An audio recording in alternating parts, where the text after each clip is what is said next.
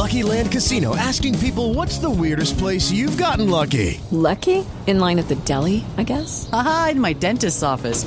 More than once, actually. Do I have to say? Yes, you do. In the car before my kids' PTA meeting. Really? Yes. Excuse me, what's the weirdest place you've gotten lucky? I never win and tell. Well, there you have it. You can get lucky anywhere, playing at LuckyLandSlots.com. Play for free right now. Are you feeling lucky? No purchase necessary. Void where prohibited by law. 18+. Terms and conditions apply. See website for details. Lucky Land Casino, asking people, what's the weirdest place you've gotten lucky? Lucky? In line at the deli, I guess? Aha, in my dentist's office. More than once, actually. Do I have to say? Yes, you do. In the car before my kids' PTA meeting. Really? Yes. Excuse me, what's the weirdest place you've gotten lucky? I never win and tell. Well, there you have it. You can get lucky anywhere, playing at LuckyLandSlots.com. Play for free right now. Are you feeling lucky? No purchase necessary. Void where prohibited by law. 18+. Terms and conditions apply. See website for details. Judy was boring. Hello. Then Judy discovered ChumbaCasino.com. It's my little escape. Now Judy's the life of the party. Oh, baby, mama's bringing home the bacon. Whoa, take it easy, Judy. The Chumba life is for everybody. So go to ChumbaCasino.com and play over 100 casino-style games. Join today and play for free for your chance to redeem some serious prizes. ChumbaCasino.com. No purchase necessary. Void where prohibited by law. 18+. Terms and conditions apply. See website for details. The global pandemic, a rise in COVID cases in Japan, the lack of spectators, family and supporters, everything should indicate that Tokyo 2020 in 2021 shouldn't have worked. But like their Olympic counterparts, the Paralympics and the athletes have shone in the sporting world again. I'm Michael. And I'm John, and this is Anything But Footy, the Olympic and Paralympic podcast. And Great Britain, Paralympics GB, to give them their correct name, have once again delivered on the track, the pool, the road, the court, with medal success and performances to be proud of. We'll hear from gold medal winners Sarah Storey, the greatest, Hannah Cockroft, Lauren Rolls, Jodie Cundy, Chris Skelly, and many, many more. What a good cast list we've got for you. We're also going to say goodbye to a few as well. Ellie Simmons in the pool being one. And the UK sports minister out in Tokyo told me this week the Olympic and Paralympic Games have whetted the appetite for the Commonwealth Games in Birmingham next summer. Nigel Huddleston said it will be the first multi-sporting event in the world with capacity crowds again. We'll hear from him. And we'll throw ahead slightly to Paris to try and predict a few Olympic and Paralympic GB headlines. And as ever, you can get in touch anytime. You can find us on Twitter at AnythingButF. You can message us on Instagram and on Facebook. Go online, find us on the World Wide Web at anythingbutfooty.com. There's a contact us form on there, or you can just drop us an email, anythingbutfooty@gmail.com. Now, Paralympics GB haven't won as many medals as in Rio, or indeed as many golds, and they probably won't at the conclusion of the Games. But second place in the medals table again looks like it could happen behind China, and that's something to be proud of as the world of parasport gets bigger, better, and develops more. It's not a case of just turning up and winning. What you need to remember about the Paralympics is the athletes are world class, and they have to get better each cycle to be a champion. Ask Johnny Peacock. Double Paralympic champion, but joint bronze medalist in Tokyo in the men's 100 metres, probably the race of the meeting on the track. And that is still a huge achievement, but it shows how hard it is. Dame Sarah Storey is, undoubtedly, as she was in London, one of the stories of the Games. Now, undeniably the greatest, the best, and the most successful. However you want to describe a 17-time gold medalist, Dame Sarah Storey is one heck of a British sporting superstar.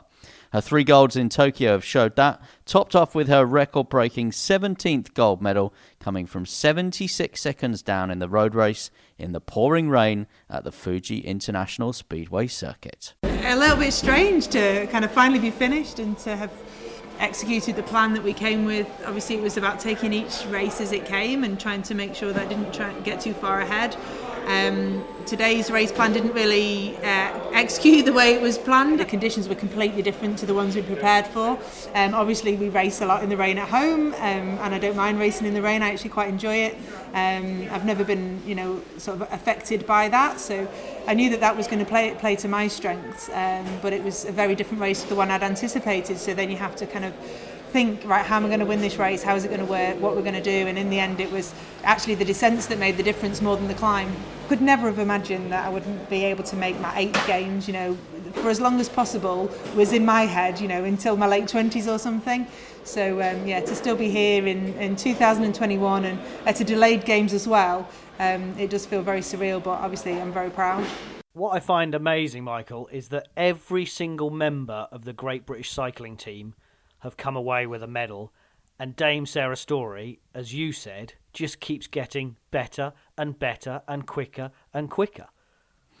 Yeah, she's still very much a world-class athlete, isn't she? 3 gold medals, breaking world records there.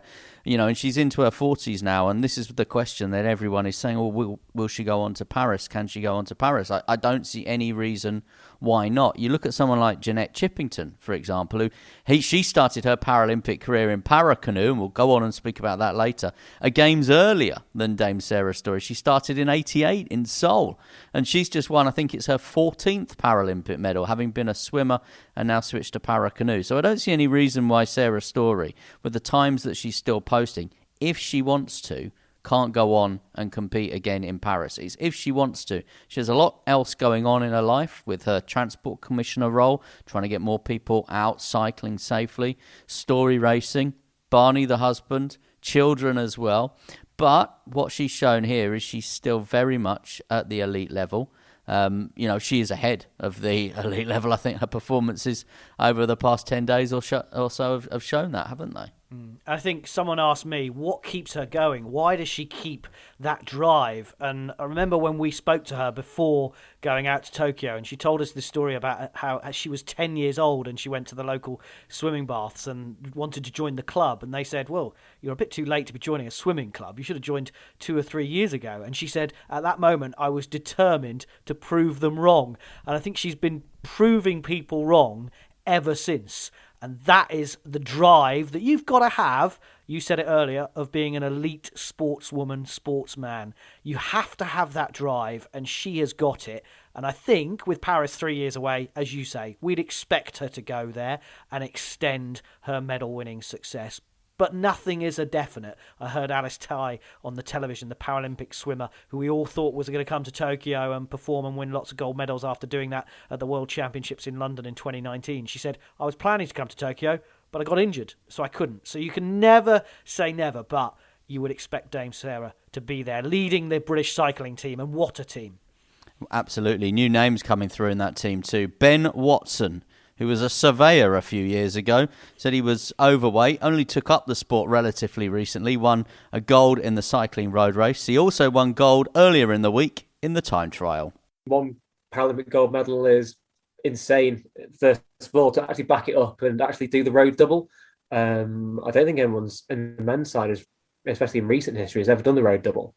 To be the first person to do that is pretty crazy. The time trial is obviously a purely solo effort. We had tactics going in. One of us was going to win it. And the boys were absolutely fantastic today to allow me to actually get away and stay away. Did a lot of blocking, went on my attacks. And then obviously Finn was able to jump away. And then obviously Jacko was in the mix for the sprint at the end. So amazed for those 2 boys who come off the track. And I really couldn't have done it without them. I often feel it's a little bit unlucky in road cycling that there's not like a team medal as well, because it is a team effort, isn't it, to get you to the front?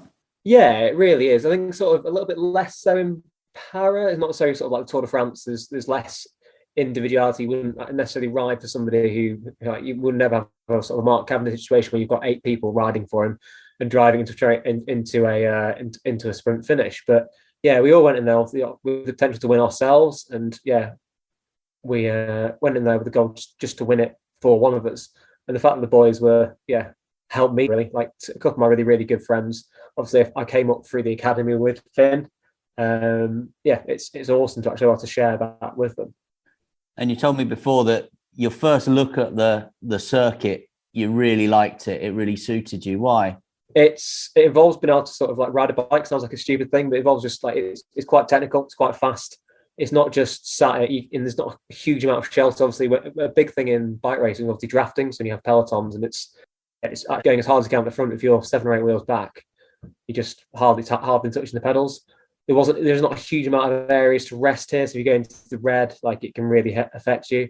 and the corners are quite technical, and it's fast as well. So obviously, if you can carry speed through the corners, anybody who's missing or not going quite as quickly as you are is going to be burning energy. Obviously, that starts to take its toll throughout this entire road race on the rest of the non-GB riders. What's it been like to be part of such a fantastic British cycling team? Oh, it's awesome.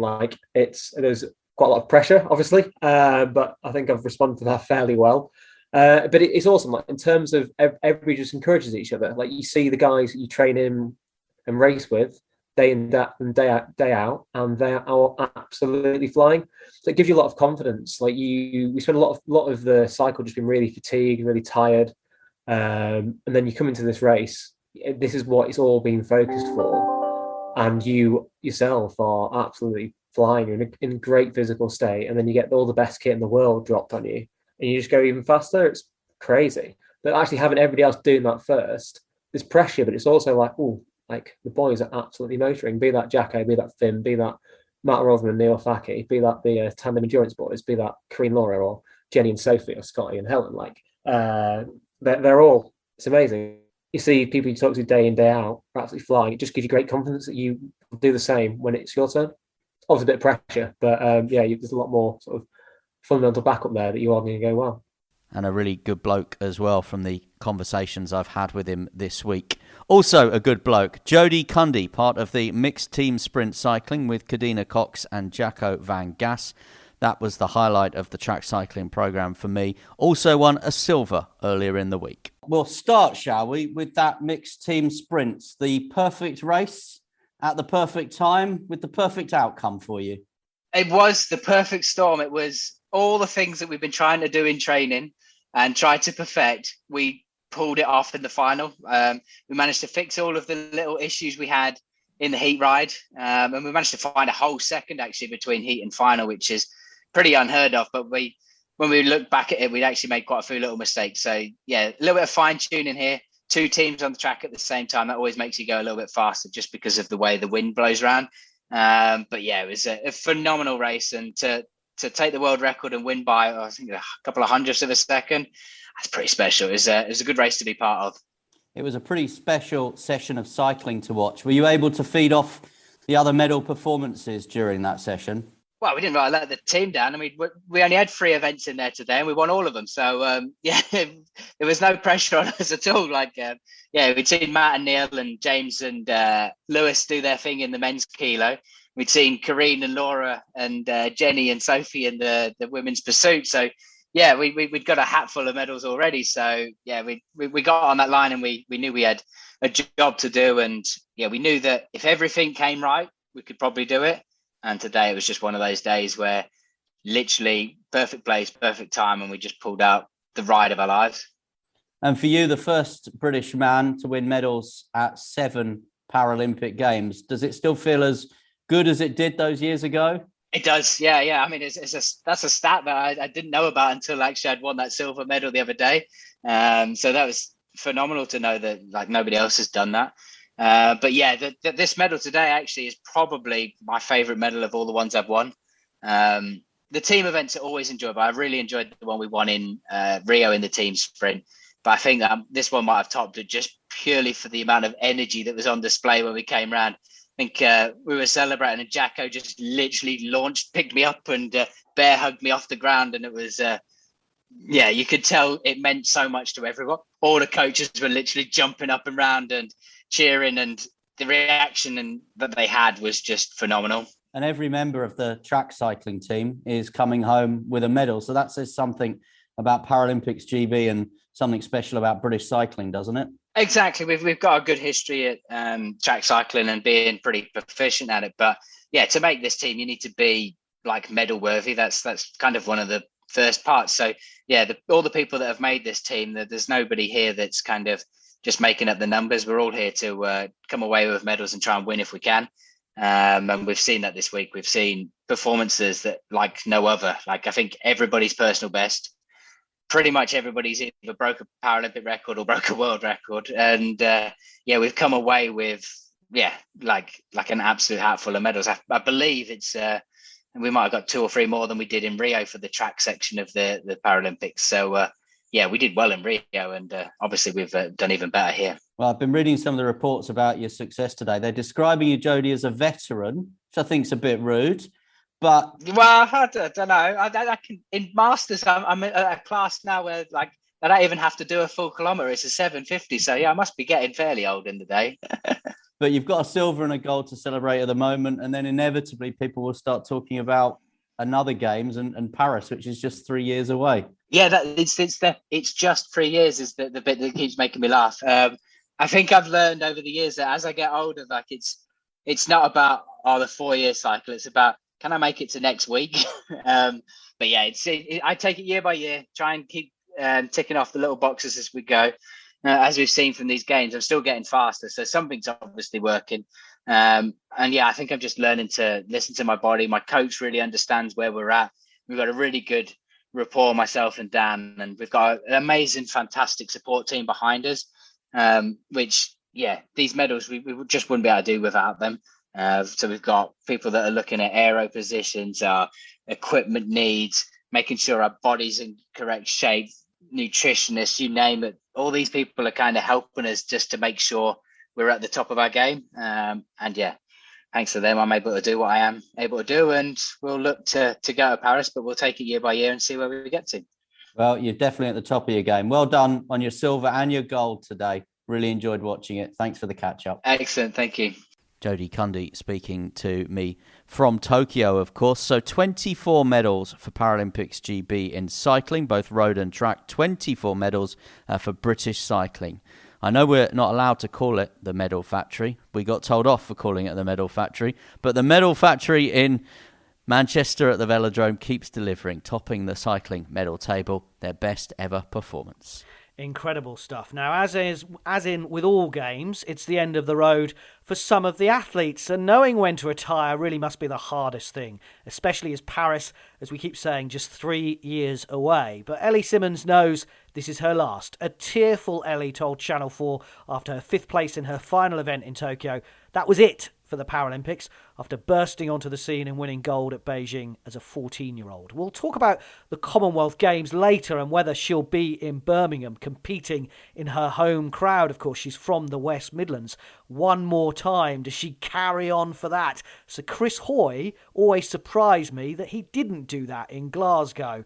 After the 2012 Olympics, he actually retired before the Glasgow Commonwealth Games. It seemed to work for him. He finished on a high. We'll see what Ellie decides. But the British swimmers do have some new stars coming through as well. Rhys Dunn won 5 medals, including 3 golds, one of them a relay. Maisie Newton-Summers won 2 golds after being inspired by Ellie in 2012. Charlie Kearney won the 100-metre freestyle. Hannah Russell, the 100-metre backstroke again, while Bethany Firth retained her Paralympic backstroke 100-metre gold for a 3rd time, as well as winning the 200-metre freestyle relay. So 8 golds in total, around 25 medals for British swimmers, slightly below par than usual expectations, we would say. But one of them was a superstar, Maisie Summers-Newton. Here's her on her medals and the Ellie legacy. Well, fantastic week for you, Maisie. How do you reflect on the success and the gold medals that you've picked up this week? Yeah, it's just been absolutely amazing.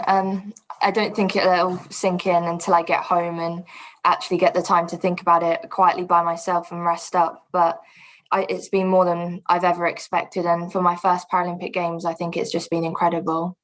What's the Paralympic Games experience been like? Because for those that have been there before, it will have been different, but you've not known anything else.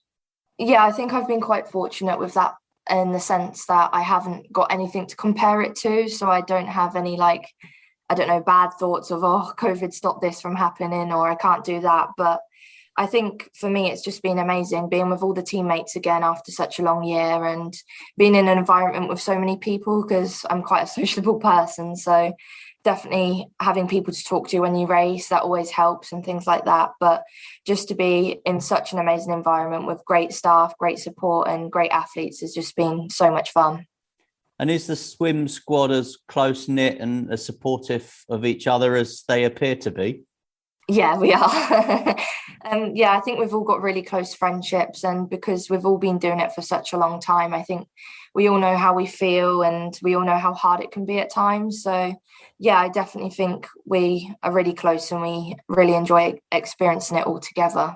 Because it's a pretty relentless schedule for you guys. You've been Yeah. on it since day one and still going. Yeah, like majority of us are finished now. This is the last day of swimming, and I think Stephen Clegg's got into the final tonight, and I think he's the only guy in it. So I think we'll all be cheering back here, cheering him on for the last day, and I think we'll all come together for one last big push for him, hopefully to do really, really well. But I mean, 10 days of swimming, that racing program, that's the longest I've ever done. I've only done 7 days before at Worlds and Europeans, but yeah, it's been a long time, but it's definitely been really, really enjoyable and something that I'll take away and learn from as well at the same time, I think. How important has Ellie Simmonds been in your life?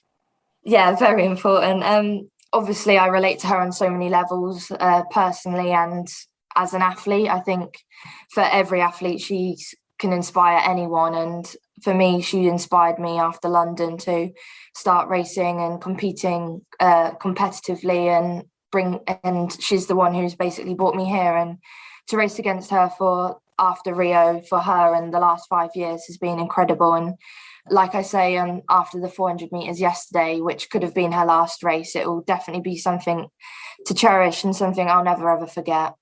Do you feel like she's passed the baton on to you a bit, the swim cap, if you like, this week? I suppose in some ways, but I think she'll always have that, and I think she'll always remain the great face of Paralympic sport. I think everything she's done for Paralympics GB, for any athlete across the world and swimming, I think it's just incredible, and it just shows how far the Paralympic movement has gone since 2008 when she first started. If it is the end for Ellie, she has left, as you said there, just a tremendous mark, just not just on para sport, but just on sport in general in the UK, hasn't she? Oh, yeah, definitely. I think anyone, any athlete or any of my friends, they always know who Ellie Simmonds is, but they may not know who any other athlete is. And I think that just shows how much of an impact she's given anyone in sport and, well, any of the great British public, to be honest, because she's honestly such a genuine, nice person. And I think everybody can relate to her, and she's just an amazing athlete. Well, people will know who Maisie Summers-Newton is now after a couple of gold medals, I'm sure. How do you celebrate this? What happens next for you? Well, whilst I've been here, me and the girls in the flat, we've kind of just been celebrating kind of low key until we get home. But we've got the homecoming next weekend, which I think will be a great thing for us all as Paralympics GB. And obviously I can't wait to get home and celebrate with my friends and family. I think that will be something really to look forward to this weekend. Lots of discussion about legacy always, isn't there, around every games, and particularly I think in this country because of the whole mantra of Inspire a Generation that was, one of the key selling points of bringing the games to London. And, I've been reading some stories in some of the newspapers today following that round of interviews that Nigel Huddleston, the sports minister, has done, and people talking to him about participation, being down in some sports. But I've been hearing it time after time after time, and you've been hearing it time after time after time with some of these elite athletes that we speak to that are at these games. They are all inspired. They all seem to have a story. With the Olympics, the name Kelly Holmes came up time after time after time, didn't it? Athens 2004. So you look 3-4 editions on, and suddenly you're feeling and seeing medalists that remember watching it back in 2004. And I think we're seeing the same thing here at the Paralympics. We're seeing people like Maisie Summers-Newton, Ellie Robinson, another one who said it, that she was inspired watching Ellie Simmonds. And Ellie Robinson's been one of the standout stories of the games, not necessarily for, the performances in the pool, but what she's been saying around Paralympic sport and elite sport in general. So I do think there is a legacy. I do think there is a genuine legacy. I think if you walk around the Olympic Park in London, you'll see the venues there, you'll see the initiatives there, you'll see what's going on there. And I'm not talking about the ABBA reunion that's happening, which sounds like a truly awful idea with holograms, by the way. But you see the sporting legacy, and not just the venues, but everything else that's going on there. And I would find it very hard to make an argument against the legacy of the Olympic Games and the Paralympic Games. And what we did see was lots of finalists for British swimmers, and we saw lots of medals being won as well from new names for the Paralympics. Louise Fiddis won a couple of medals. Grace Harvey won a silver medal. So you do have some new ones coming through. I thought it was interesting.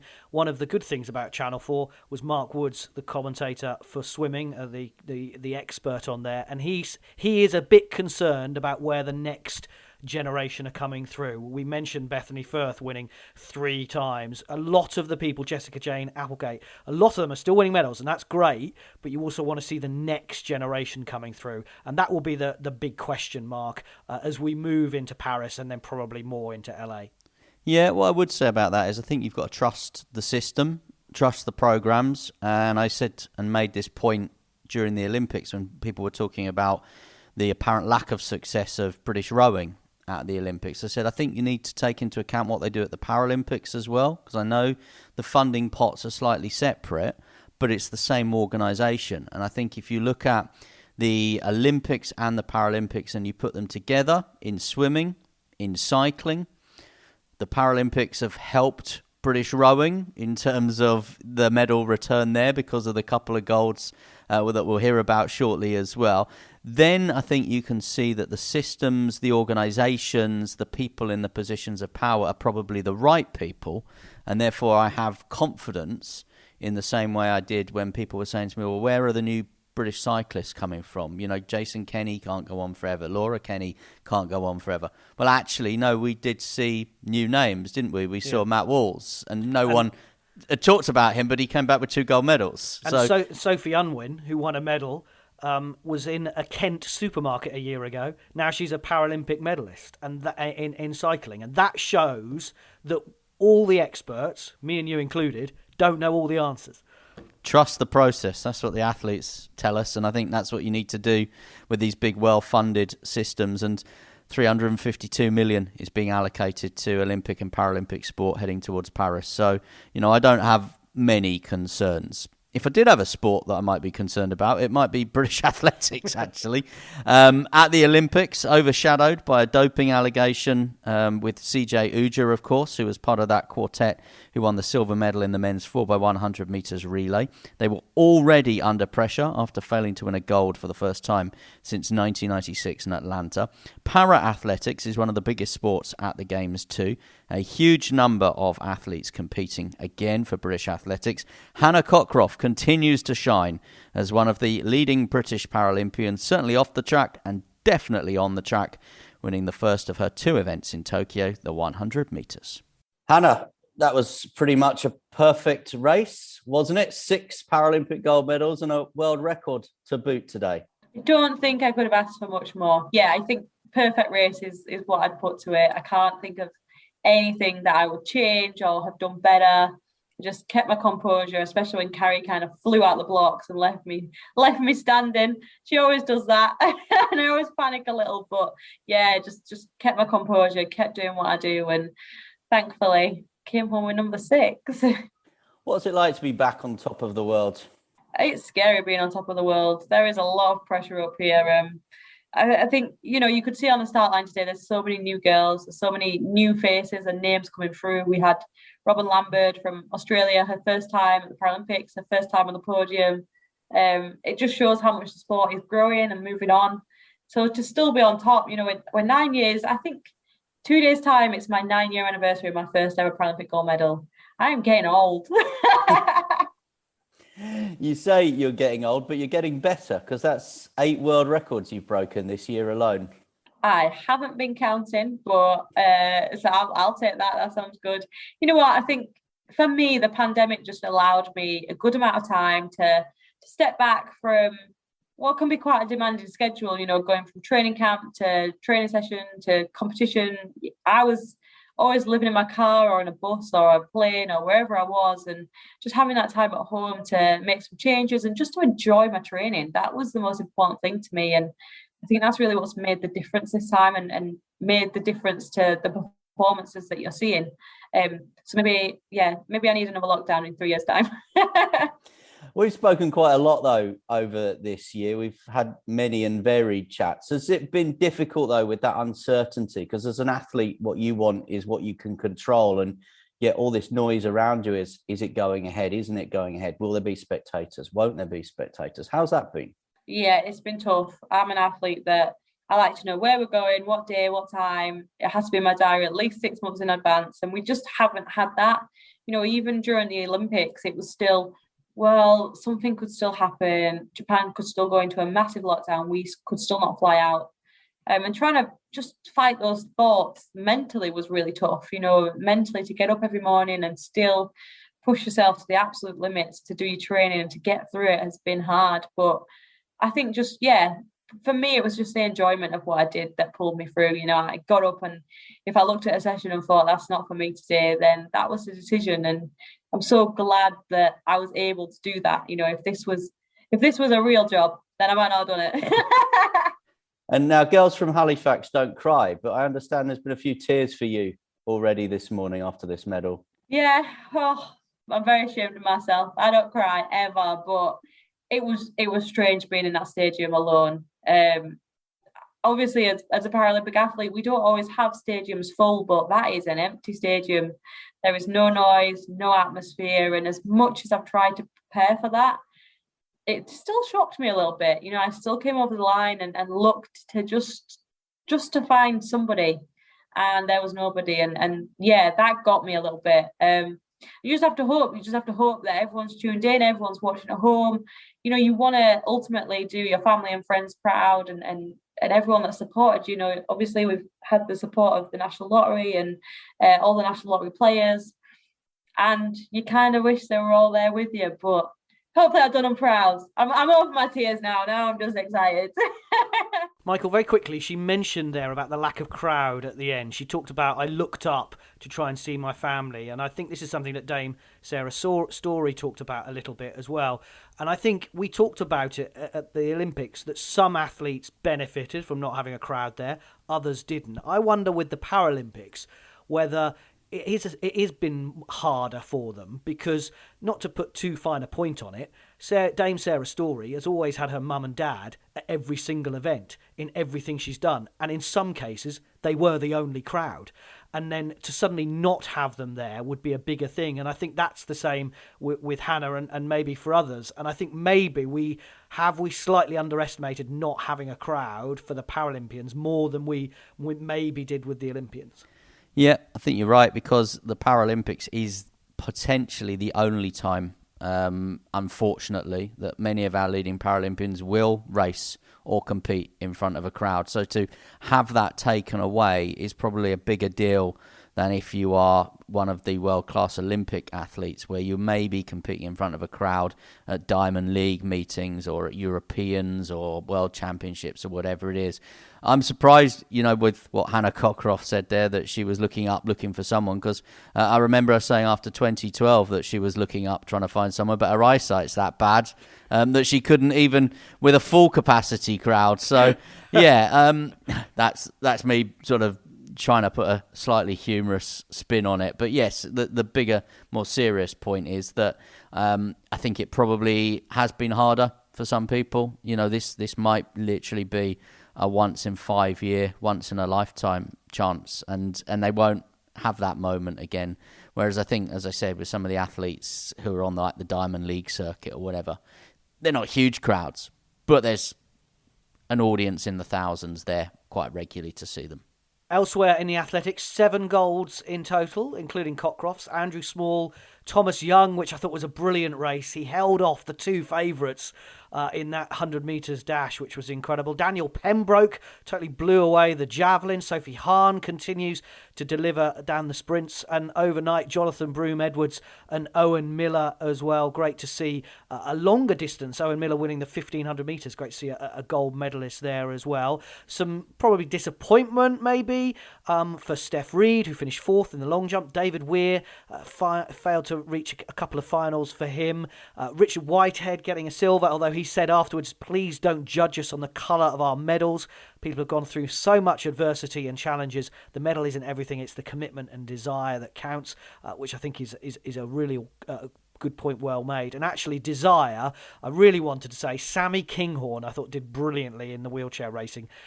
She won her first 2 medals after being at Rio and then coming to Tokyo, a bronze and a silver. She was over the moon with those performances, and also some new names like Columba Blanco with a bronze and Maria Lyle with her 2 bronzes as well was great to see. And that universal relay, Michael. Brilliant. Imagine that in a full house. We had Yep. you had Libby Clegg, who's retiring after her brilliant gold medal, of course, in Rio. So she was the first leg of the 4x1. Then Johnny Peacock, and he stormed down the back track. That was unbelievable from Johnny. And then Ali Smith, who's a young up-and-coming runner as well, did well to hold on to Nathan Maguire, who got the bronze in the wheelchair. It was such good mixture of male and female and classifications as well. Yeah, it was a really, really good event, and I'm pleased that Johnny Peacock was part of it. He's had quite a sort of ruptured build up to these games with injuries and things. Obviously had that joint bronze I said earlier on in the podcast, didn't I? That for me was the race. I know we've not seen all the athletics yet, but what a race that was, and 4 of them in the end getting medals, which was just fantastic. But yeah, relays are just exciting, aren't they? They always deliver, and the IPC and indeed the IOC are finding new and inventive ways of getting relays on the programme.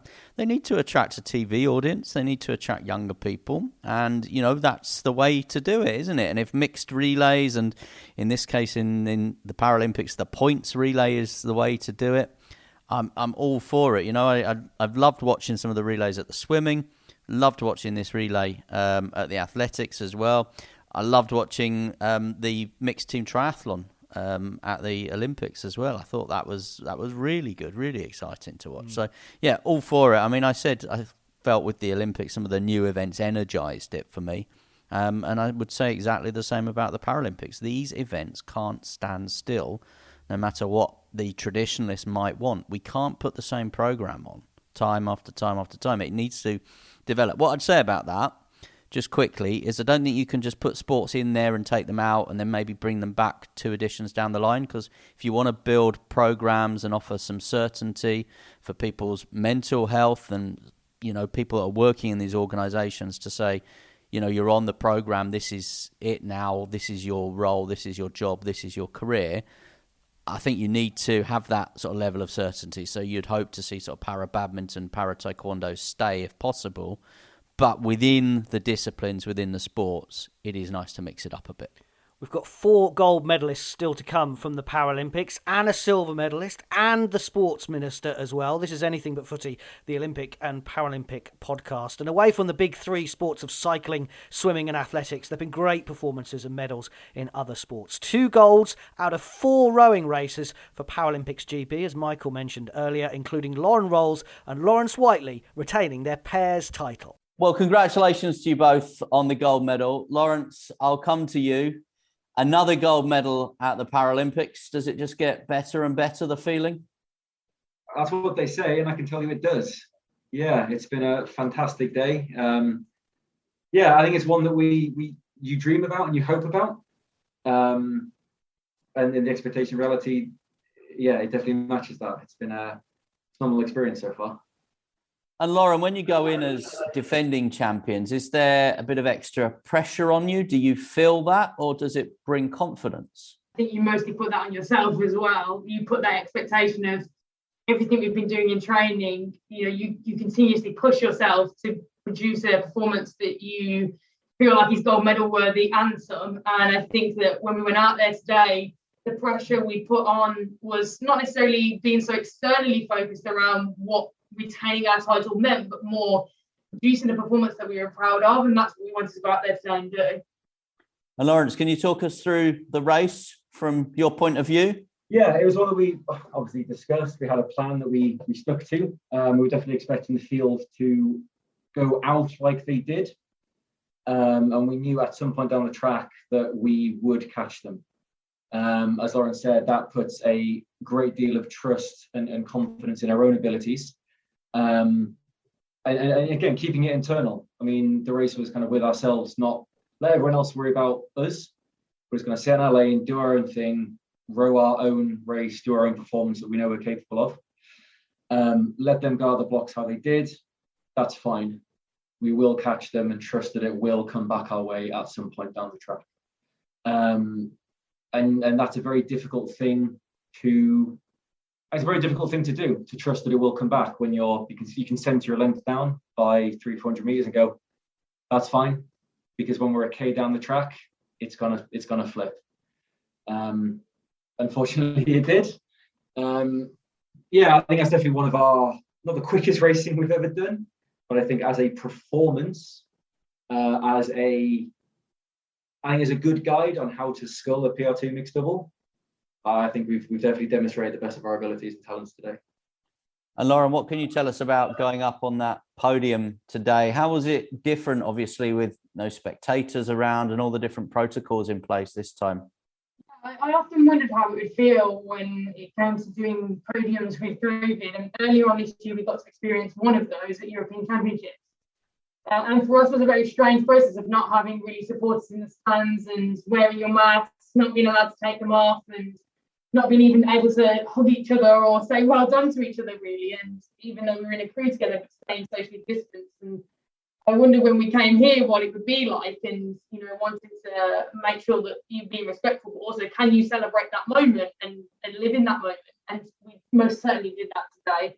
The procedures that are in place, everything we're doing here makes us feel so safe that when we stood on that podium, it felt like standing on the podium back in Rio, I guess, but I suppose a little bit different. And so our family and friends weren't with us. I think so many of our team were out there. Our chef de mission was out there. Catherine Granger was out there. And when we have those people around us that are shouting and screaming for us as loud as what the crowds would be, Paralympics GB have really made that feel like the crowds were there today, and to feel that love was immense. And to see our coaches in the stands, nothing was better than that. And I was really pleased about that gold medal, not least because Lawrence Whiteley went to the same school as my daughters. And I was completely unprofessional and used my opportunity to interview Lawrence Whiteley for national radio to get him to commit to coming in to do a school assembly and bring his medal, because I thought that would be quite exciting for my children to see. I've already emailed the school and volunteered my services to lead that Q&A for the usual fee. To be fair, Michael, Lawrence Whiteley will show your kids his medals. To be fair, they haven't seen you for about 6 weeks. Yeah, you're two girls. So I think that's a fair trade-off. Well, absolutely. It'd be nice for them to know what I've been up to, at least. Let's move on to powerlifting. Ali Jawad didn't get a medal this time, but what a performance to even get to the powerlifting finals. Louise Sugden, Olivia Broom and Mickey Yule all did pick up medals after missing out in Rio in the judo. Chris Skelly won a gold in Tokyo. I'll be honest, I didn't sleep. I maybe got 2 hours. I'm running on 2 hours sleep for the last 48 hours. So it's quite a surreal moment. I woke up in a panic thinking it was competition day again. And then I rolled over and I'm trying to find my glasses and I felt my medal. I was a bit like, oh, I've done it. So yeah, it's not sunk in, if I'm honest. I'm still processing this time. I'm still trying to understand what I've done. And I think it'll sink in the next few days. After Rio, did you allow yourself to visualize this moment? Did you think about it a lot? Did it dominate your build-up, your preparations? Yeah, I don't think it dominated my thoughts, but it was a huge driving factor for me, wanting to kind of hit the road running again quite quickly. And I think everything happens for a reason. And I think maybe that time in Rio was meant for me not to kind of achieve that goal because I wasn't ready. And I needed to kind of work on certain areas that I was not strongest on and was quite weak in certain areas, and kind of go back to the drawing board and try to figure it out.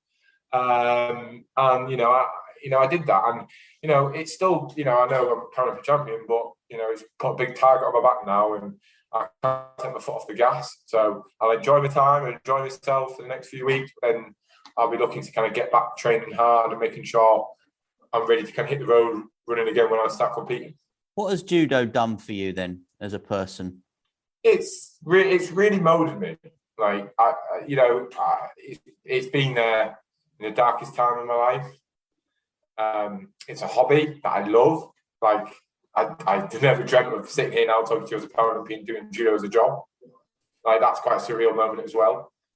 That's down to UK Sport and National Lotto and British Judo believing in me. So thank you to them guys.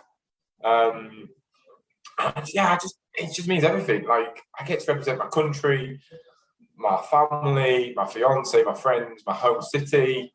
I get to represent them on the biggest stage, and it's a huge honour to represent them. And I just can't believe I'm doing it.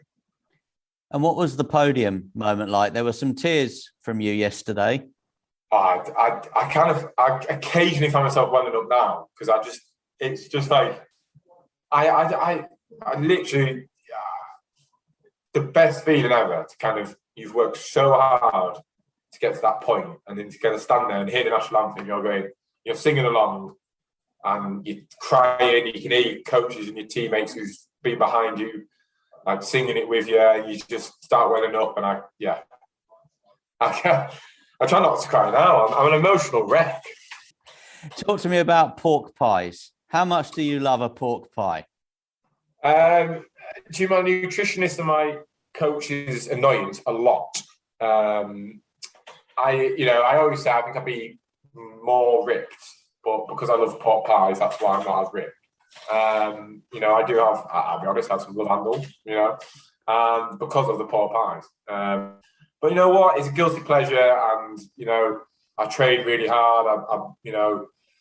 I train myself into the ground, so occasionally I like to treat myself to a pork pie, and it's my favourite savoury snack, alongside just above the sausage roll. So yeah, I love my food. And it's the thing you said you wanted to do first when you get home. A pork pie is going to be on the menu at your wedding, which you're now planning.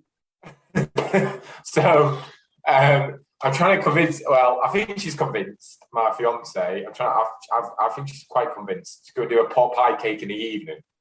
So hopefully we'll be able to cut 2 cakes: a sweet one for our wedding breakfast and a savoury one for our evening do. So that's cross fingers for that. But it's I try to love life, and I try to just make sure I enjoy life as much as possible, because I'm just very lucky to be here. Well, Chris, it's great to speak to you today. Thanks very much for your time. Enjoy the wedding preparations and enjoy the pork pies. Thank you very much. I hope I get a sponsorship deal for this. I love my pork pies. I hope they use that bit on the radio, and the pork pie people come looking for you. Love Chris Skelly. Absolutely delighted for him. He wants a pork pie cake for his wedding, he was telling me, because he's obsessed with pork pies. He said, I'll be honest, he said, I've got love handles. He said I'd be a bit more ripped if I could lay off the pork pies.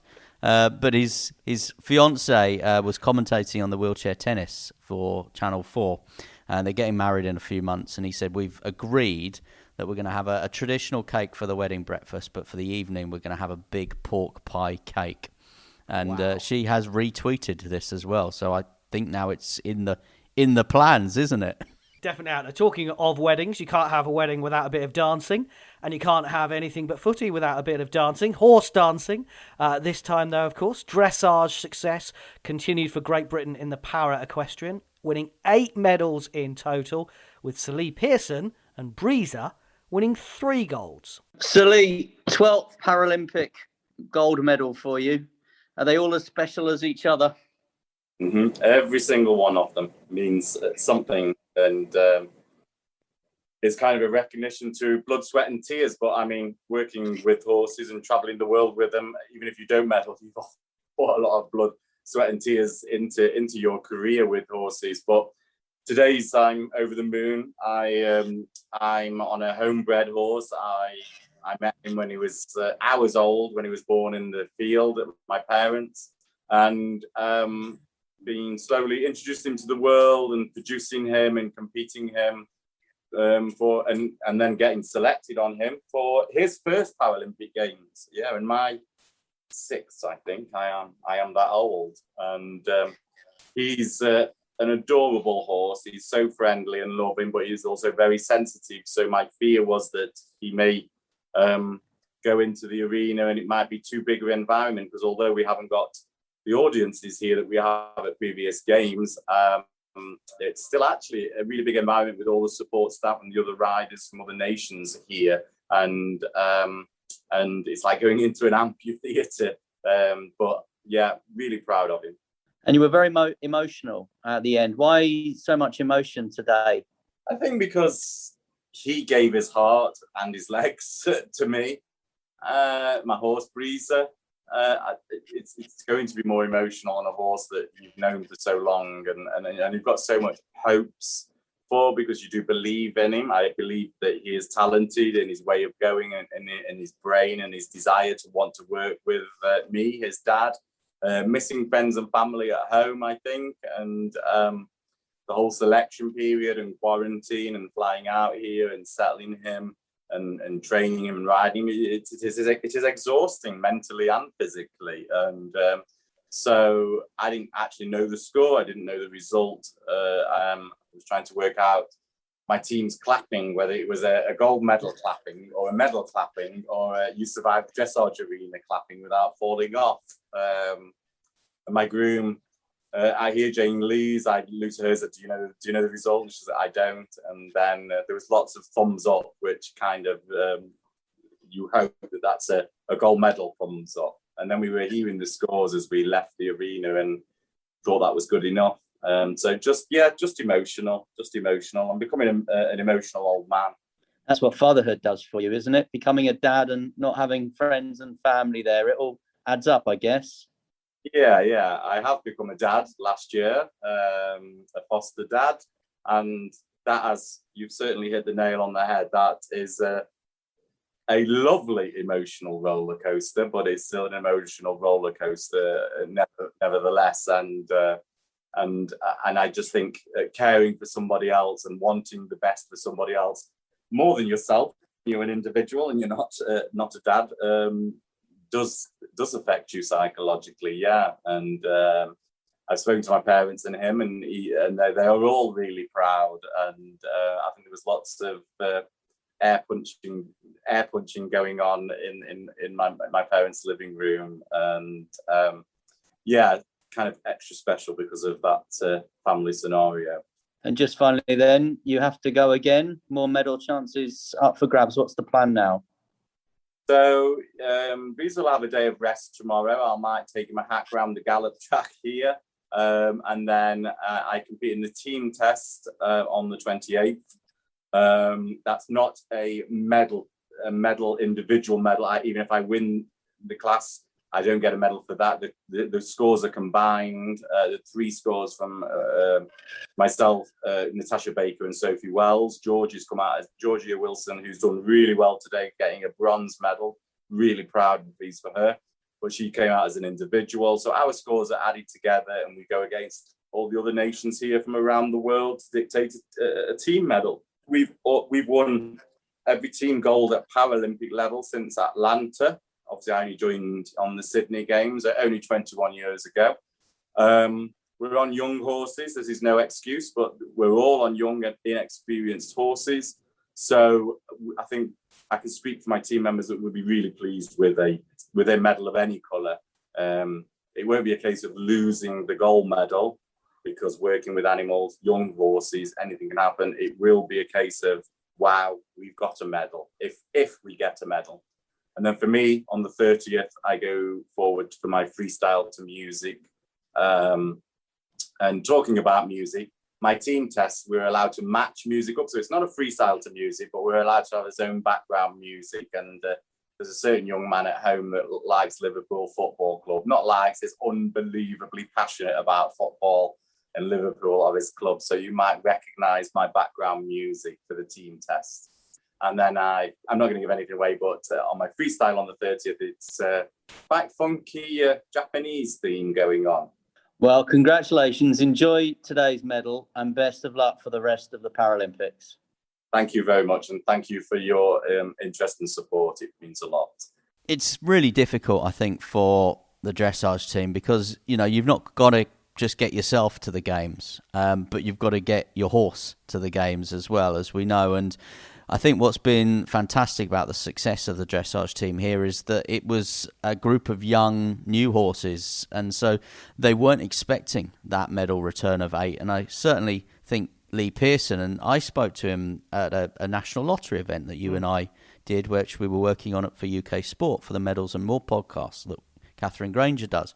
And he was saying there's so many variables in equestrian and dressage and the travelling and everything else.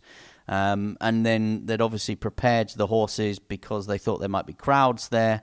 And then there weren't crowds there, but they were still in a big arena, so the horses could still be spooked. So, I think the return, and, I love watching the dressage. I wouldn't say I know too much about it, but the return of medals and seeing the performances and seeing the medals that Lee Pearson has won again, and he goes back to Sydney in 2000 and has continued to do it and do it at the very highest level. Whether he can take over from Dame Sarah Storey is a big, big ask. I don't know. But, let's just enjoy that success this time around, I think. Yeah, and well done to Georgia Wilson as well, who got called up with a week to go. Sophie Christensen, who was a London 2012 Paralympic champion, as you mentioned, had issues with the horse, and the horse wasn't fit. So Georgia Wilson got called up, and she came back with a couple of bronze medals. And that is strength in depth. British Paracanoe is now one of our strongest sports since its arrival in the Games in Rio 5 years ago. What they've been particularly good at, Paracanoe, is picking up athletes from other sports and transferring them into the programme. Jeanette Chippington, 51, former swimmer, won a battling bronze to win a medal at her 7th consecutive Games, having first competed as a swimmer at Seoul in 1988. Rob Oliver also made the podium in what could be his final race, although I've spoken to him and he's now beginning to think about going towards Paris, although he said he probably needs to have that conversation with his wife before he has it with me. He was the only one that didn't win a medal in Rio of the para canoe team, and he was saying to me, he said the team kept getting invited to awards ceremonies and dinners and events, and when all the invites would arrive, there wouldn't be one for him. Oh. Everyone else would go, and it would never be him. So he's looking forward to an improvement on his social life, having won the men's KL3 bronze following a photo finish. He said it took an absolute age. It was like the 10 years he'd been canoeing to wait to see whether GBR or AUS was going to come up. Emma Wiggs is a double Paralympic champion after winning the VL2 event 5 years after victory in the KL2 event in Rio. It's brilliant, and to win the gold in the VAR for the first time is just an incredible moment for our sport. We know it's an incredible sport. We know that the VAR is a great boat to paddle, but obviously with the kayaks being in Rio, this was a great addition. So I think another little bit of history, and I'm really proud to be a part of that. Yeah, just explain what's changed between last time and this time. So in Rio, we had 6 events that were all kayak, which is a double-bladed paddle. And then this time around, they've introduced the VAR boat, which is essentially a canoe with a single-bladed paddle. So there are a couple of men's events and then one women's event in the VAR. So I'm fortunate enough to classify in both those boats. So I've had my work cut out over the last 5 years trying to get 2 boats up to speed. How difficult has it been that Paracanoe has been at the end of the Games? You've had to sit and watch this roll of success over the past sort of 7-8 days. Yeah, I think we're quite lucky. We were in a really lovely holding camp on the other side of Japan, just staying relaxed, staying out of the busyness and the vibe of the village and just focusing on the last bits of training. So we came into the village with about 5 days to go, and then we've just embraced it all and just been waiting. Lovely to get racing, and we were desperate for today to come. What can you tell me? How can you describe race day from your point of view then? Yeah, well, it was an earlier start than I would have liked. I'd set my alarm, but I woke up about an hour and a half before my alarm. So, but I think I felt ready, and I felt, like I wanted to get ready to race. So we just then, get our food in, get to the course, try and stay relaxed, and then really focus on getting on that start line in the best possible position to deliver. And that's really where our world-class staff come in. We're so fortunate that we train all together in Nottingham as a central programme, because the lottery fund us to be a programme sport, and it makes such a difference, Michael, to be able to train together, practice together, and that allows us to then be ready in these big moments when they come. And you've had the podium moment before, but describe today's one for me. Yeah, it was quite soggy. I'm not going to lie. We were quite emotional. We found out just before we went on that Rob had also got a bronze. So to be there with Jeanette, who is just the most incredible person, firstly, but also athlete. I think she's won a medal today, 33 years after her first medal. So, she's a phenomenal athlete and friend, and it was a really incredible moment that I'll remember for the rest of my life to be on that podium with her. And that was medal number 100 for Paralympics GB. I think it's at 103 now. So It's been a really tremendous games, hasn't it? Absolutely. And I think, we're just so grateful as a team that the Japanese people and the organising committee have done such a phenomenal job to get us here. It was so important for the continued development and the growth of the Paralympic movement that these games went ahead. And I just am so grateful to everybody that's made that happen. And every single person that I've met from this amazing country has been overwhelmingly kind and welcoming. And it was lovely actually to share the medal moments with those volunteers at the course. In spite of the fact there were no spectators, it really felt they were overjoyed and like our family. So yeah, huge thank you to them to allow us as a Paralympic GB team to be delivering the incredible performances we are. So just finally, what does it mean to you then to have this medal? It means a huge amount. I think, I've had a difficult couple of years and I think it's been a lot of ups and downs for myself and for my family and my support team.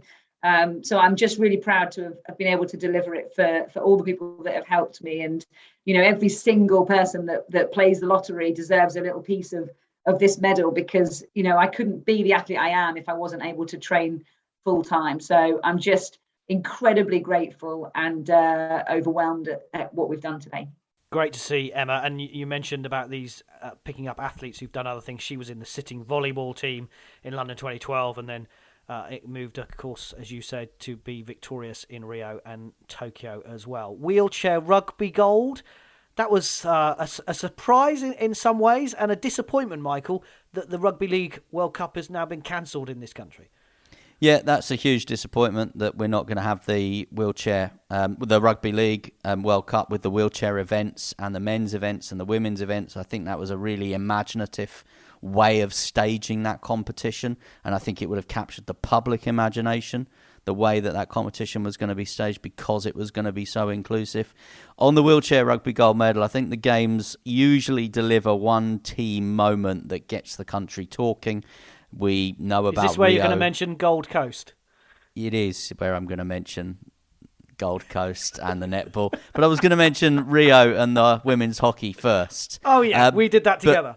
We did that one together. We were both there. There's photographic evidence of us by the bins. That's another story. Wheelchair rugby. I just thought that was fantastic. And the great thing about the wheelchair rugby is it's a mixed event as well. And I think many people called it a men's event, but it's actually a mixed event.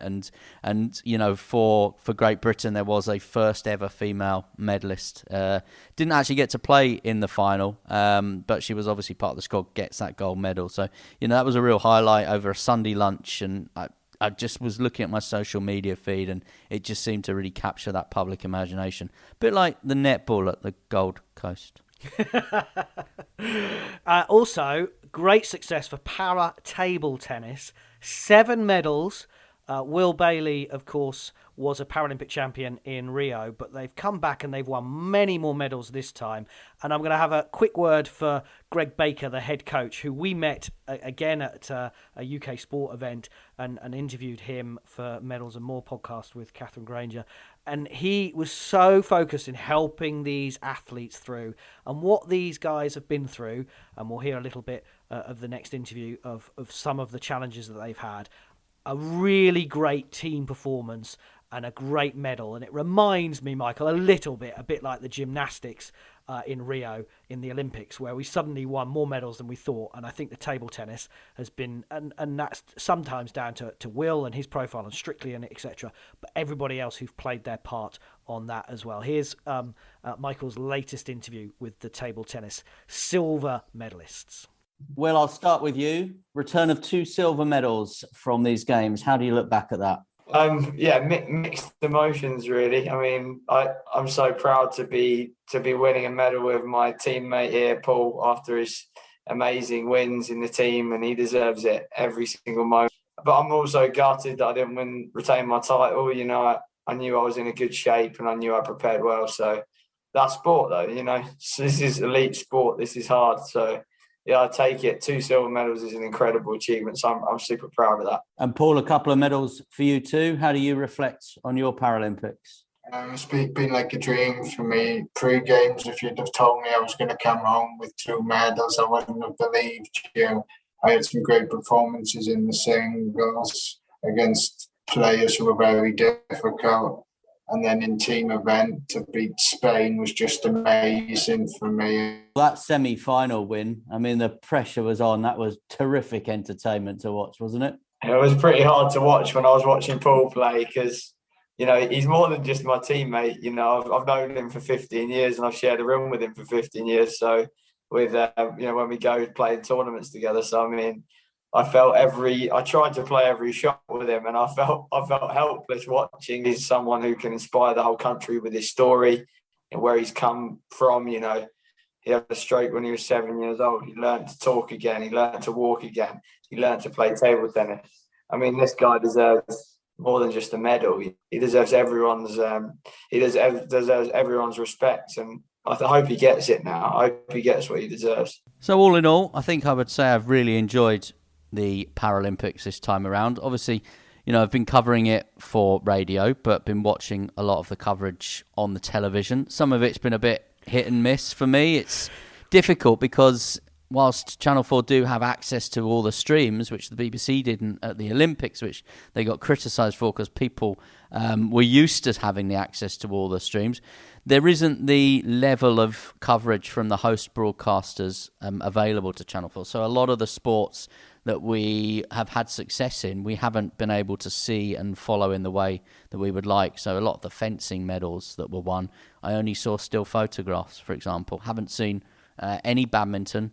And you've been saying as well, taekwondo is another sport where TV coverage seems to be very lacking. Yeah, well, we won a silver medal, Beth Munro, so she's the first para taekwondo Paralympics GB medalist, and well done to her. We have Amy Truesdale and Joseph Lane going as well, but it's disappointing because we knew how brilliant taekwondo was in the Olympics, and we actually haven't seen any of that. And I, to be honest, have been disappointed with the Channel 4 coverage. I think Claire Balding has been remarkable and brilliant and crossing from one live sport to another, and they have done that better, I thought, through the day. But I'll be honest, I could not watch the breakfast show. It felt too much like the One show for me. I wanted to know what had happened overnight rather than speaking to family members in a back garden. I felt like I wanted to tune in and go, right, here's what's happened overnight. Here's all their races. And we didn't kind of get that highlights package at breakfast time, and I actually stopped watching it for that reason, and did most of the work listening to you excellently on the radio, and also through social media as well. And I do wonder, and all these things are here to change, and you said it earlier, just because we've always done it this way doesn't mean that it should carry on. I wonder whether it's time the BBC sat down, got their heads together, looked at their success from the Olympics and thought, could we now do that for the Paralympics? And give Channel 4 a bit of a run for their money, because I feel at the moment that it's just been left to Channel 4 and they are doing the best job that they can do, and it has changed opinions and they do it in a different way. I understand that. But as a sports fan, I was frustrated with it. I was frustrated with the coverage, and I didn't feel like it gave me enough. And I know other people who felt that way as well. Now, they have had live feeds on the computers and on phones, and maybe lots of people have just watched one sport. But I believe one of the magics of the Olympics and the Paralympics is you tune in and you get sport coming at you all the time, and you keep crossing back and forth to where the medal moments are. And it felt like, well, no, we've got people at the swimming, so we're going to stick with that. Or we've got people at the athletics, we're going to stick with that. Yeah, I don't think the coverage of the Olympics was perfect, and I probably watched more of it than most, to be honest, because I was literally sat up every night from 11 o'clock with all the monitors in front of me, and I've done exactly the same with the Paralympics. I didn't watch too much of the breakfast programme because I'd watched all the overnight coverage, so I had seen most of it live, and then obviously from a work point of view with radio, breakfast time is important, so I didn't watch a lot of the recaps. Could it go back to the BBC? Well, I think Channel 4 have hinted they might not have as much money in the future for it. I think they should be congratulated for turning the coverage on its head, as they did in 2012. But, you know, it will be up for grabs again. The BBC might say, look, if a commercial operator wants to run the Paralympics and go with it, then as a public service broadcaster, we'll let them do it, because our remit is to provide something that no one else is doing. Now, they always, of course, have that then uneasy balance between ratings and things that they do want to do, because we know for a fact that other people would pick up Premier League football, but it's still important to the BBC to have Premier League football as part of their portfolio. What they will have as part of their portfolio will be the Commonwealth Games in Birmingham. It's less than a year away, and I've been speaking to Sports Minister Nigel Huddleston, who was out in Tokyo. You're Minister for the Commonwealth Games as well. That is an inclusive event, and we get to do it all again in a year. Is everything on track with Birmingham? Ticket sales seem to be going well. Yes, it's one of those remarkable things, on track and on budget. You don't get politicians saying that very often. So that is going to be something that, again, I think is extraordinary. And I think the Olympics and Paralympics here in Tokyo have whetted the appetite for the Commonwealth Games. They've certainly helped with the interest in the ticket sales. It's just been West Midlands ticket sales so far, but the national ticket sales, I think, start next week, actually. And we've seen incredible interest so far. And they are very different games, and I think it's very important that the Para Games are integrated, so that it's really quite an extraordinary event. They're often called the friendly games because there is a different tone and a different atmosphere there.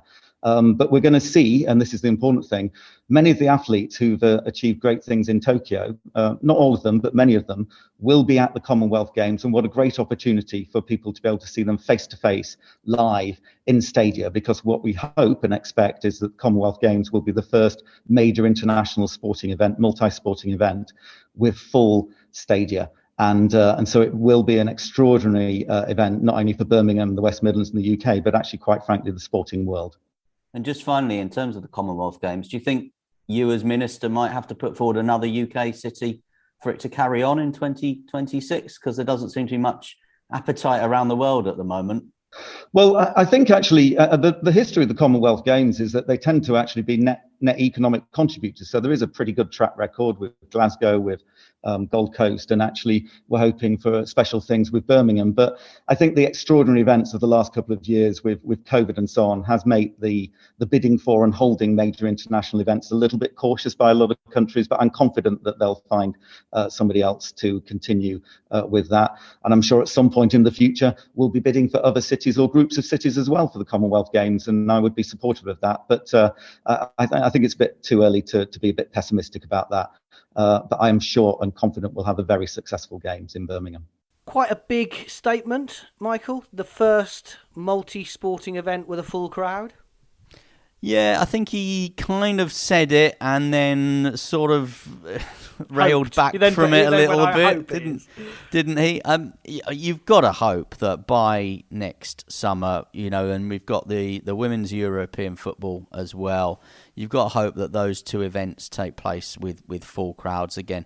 I seem to think in this country we are at that point with the Wimbledon finals, with the Euro 2020 and 2021 final at Wembley, albeit what happened there with the supporters, the crowd and everything else that went on. I think we are at the point now, Premier League football's restarted with crowds. We've got crowds at Test cricket, that I think it's back. Never say that it won't go away again. If one thing the last 18 months has taught us, let's never rely on saying that something is there for a permanent fixture, if you like. But I would hope that the Commonwealth Games will be a great opportunity to see full crowds again. And there'll be lots of these people, as Nigel Huddleston said in the interview, lots of these people that we've been supporting in the Olympics and the Paralympics, because that's what makes the Commonwealth Games quite unique. It's quite an integrated event. So hopefully we will see people that we've been supporting in Tokyo at both the events in Birmingham for the Commonwealth Games. Well, China topped the medal table, by the way, at the Paralympics. And of course, they host the next Games, the Winter Olympics and Paralympics in Beijing in just 6 months' time. February the 4th, 2022. Yes, we get to do it all again, and Michael will need his matchsticks once again to keep his eyes open through the night before Paris gets underway on July 26th, 2024. Any predictions, Michael, for Paris at this moment? Well, I think it'll be a successful Games for Team GB and for Paralympics GB. The investment is there again. You know, £352 million of national lottery money, of our money, is being put into teams. So I think there's no reason to believe that, pandemics aside, and who knows what else might crop up in the next 3 years, there's no reason to believe that we're not going to send two very, very well-prepared teams. I think there'll be tremendous anticipation for the event because it's not a home Games, but it's in very nice time zones as far as we're concerned. And I think a lot of people might want to get to Paris and will get to Paris to support. And I would hope that Tom Daley gets to carry a flag at the opening or closing ceremony. You are still bagging on about that. He should have carried this flag, shouldn't he? Well, I think so. This time around, he was obviously so focused on his performance that had to come first. And then obviously with the closing ceremony, it was always going to be probably one of the cyclists that was in action on the last day because everyone else was headed home or were already at home. So hopefully when things get back to normal and the opening ceremony in Paris at the Stade de France, we will have a full crowd there and we'll have a big delegation of team again. And I would hope that Tom has the opportunity to carry the flag. Ellie Simmonds got to do it this time, and I just put them in that same bracket, Ellie and Tom, because they both came through at 13, 14 in Beijing. They've grown up in front of our eyes. They've matured in front of our eyes. They seemingly have done it in the right way without, going off the rails at any point. And I would hope that if Ellie Simmonds is retiring and whatever happens with Tom Daley over the next 3 years, that someone in authority is sitting those two down with our new young sporting superstars, whether that's Sky Brown or whoever, and saying, pick these guys' brains because they did it. And as Seb Coe said in London 2012, they did it right. They certainly did. As ever, you can get in touch with us. Did we do it right? At Anything But F on Twitter, or message us on Insta and Facebook. Our website is anythingbutfooty.com, or email anythingbutfooty@gmail.com. I would say one thing about the Paralympics, and that is that we need to stop focusing and seeing first the disability, and we need to focus and see first the ability and the sporting ability at an elite level. And when I spoke to Ellie Robinson, who we all saw on Channel 4 doing that really heartfelt interview, she said it's fantastic the profile that the Paralympics gets, but what we don't want is to be patronised. And hopefully, as each edition of the Paralympics goes on, we will focus less on the patronising side of the coverage, the bravery, the inclusivity of it, the inspirational stories of it, and we will just focus on the split times and the medals and the podium positions and enjoying the sport for what it is.